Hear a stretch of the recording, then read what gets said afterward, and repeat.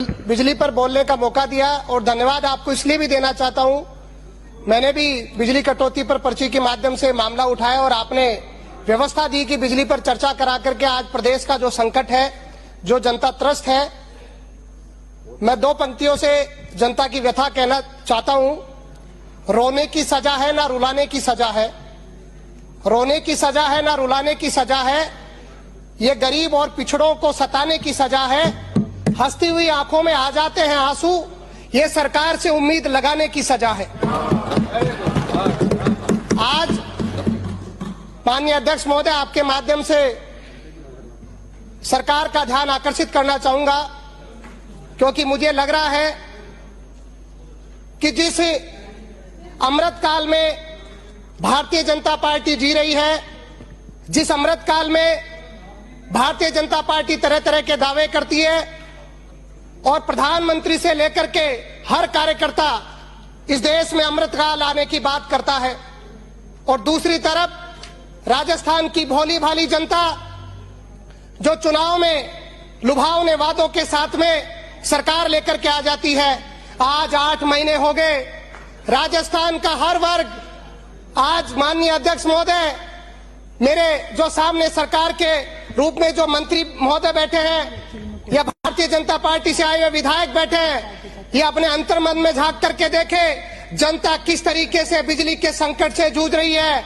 आज जनता को रोना आ रहा है। आज बुजुर्ग, महिलाएं, बच्चे, नौजवान, बीमार व्यक्ति, यहां तक कि अस्पतालों में भी बिजली के ऐसे हालात बने हुए हैं कि हर जगह पर बिजली का कट है। माननीय अध्यक्ष महोदय, ग्रामीण क्षेत्रों के हालात ऐसे बन गए कि जनता, जो किसान खेत में मजदूरी करता है, किसानी करता है, जो मजदूर अपना काम चलाता है और वो इंतजार करता है कि रात के समय मुझे चैन से सोने का अवसर मिलेगा, उसके साथ कैसा घटित होता है। ये दर्द का विषय मैं इसलिए कहना चाहता हूं, मैं भी गांव के क्षेत्र से आता हूं और जब गांव में लोगों की पीड़ा देखता हूं, बिजली कटौती के समय जब लोग रात रात भर इंतजार करते रहते हैं कि कब बिजली आएगी, मैं आपसे कहना चाहता हूं, सरकार के लोगों से कहना चाहता हूं कि राजस्थान में पावर रिजर्व के नाम पर क्या कोटा, भरतपुर या राजस्थान की भोली भाली जनता को भ्रमित करने के लिए जहां 5 जगह उपचुनाव होने हैं, आप बिजली रिजर्व के नाम पर किस अधिकार से बिजली का रिजर्व करके वहां पर बिजली कट नहीं करते, और चुनाव के समय केवल धोखा देने के लिए जब उपचुनाव हो जाएंगे वो जनता आपका असल चेहरा देखेगी। आज भरतपुर और कोटा या 5 जगह जहां पर उपचुनाव होने हैं, राजस्थान की 8 करोड़ की जनता की कोई गलती नहीं है। कृपलानी जी, ये विषय बीच में बोलने का नहीं है, ये विषय जनता के दर्द का है। उस दर्द को आपको समझना पड़ेगा। ये ऐसे तकलीफ का समय है जब हम लोगों को, आपको और हमको इस विषय पर ध्यान देना पड़ेगा। क्या भाषण में हम अमृतकाल की बात करेंगे? क्या हम 2047 में एक विकसित भारत की कल्पना करेंगे?